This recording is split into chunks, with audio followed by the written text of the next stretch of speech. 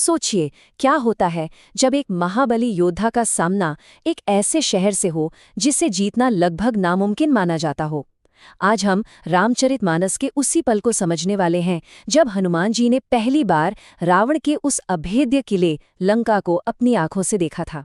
जरा सोचिए, एक विशाल अथाह समंदर को पार करके कोई एक ऐसे शहर के किनारे पर खड़ा हो जो देखने में तो जन्नत जैसा खूबसूरत हो, लेकिन जिसके अंदर नर्क जैसी बुराई छिपी हो। तो अगला कदम क्या होना चाहिए? ये सिर्फ एक कहानी नहीं, ये एक बहुत बड़ी रणनीतिक पहेली है। अब देखिए, लंका तक पहुंचना सिर्फ मीलों की दूरी तय करना नहीं था।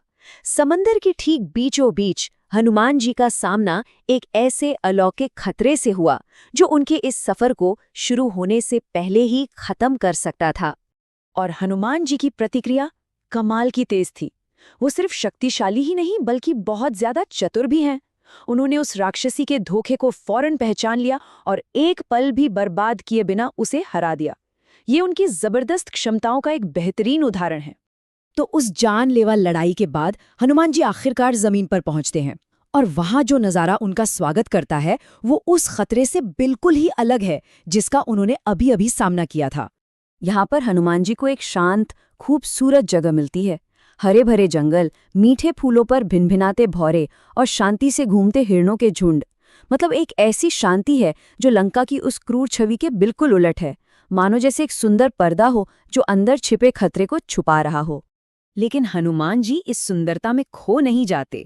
उनका मिशन हमेशा उनके दिमाग में सबसे ऊपर है।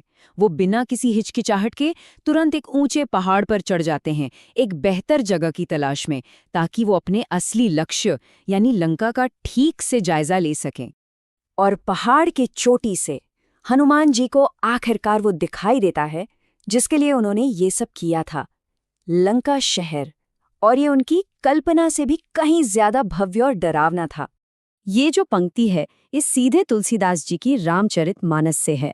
और ये इतनी जबरदस्त इसलिए है क्योंकि यहाँ कवि खुद ये मान रहे हैं कि लंका की मजबूती को बयां करने के लिए उनके पास शब्द कम पड़ रहे हैं।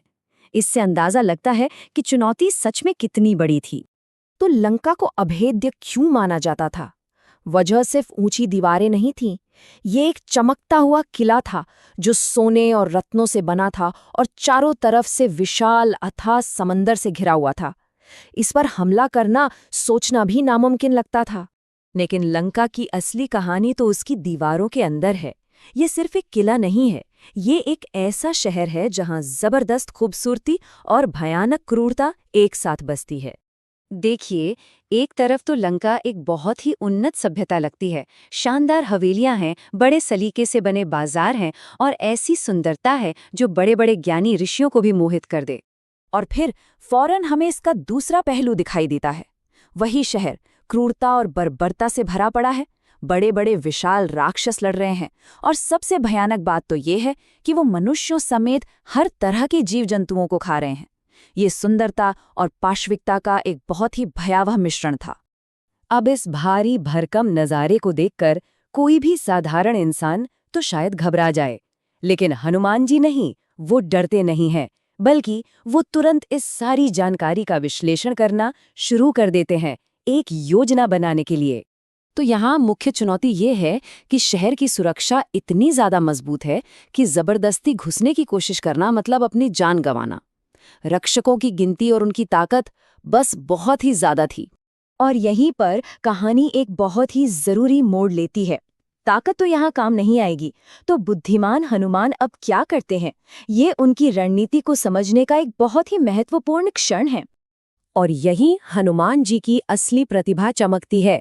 वो अपनी जबरदस्त ताकत पर नहीं बल्कि अपनी बुद्धि और आकार बदलने की अलौकिक क्षमता पर भरोसा करते हैं।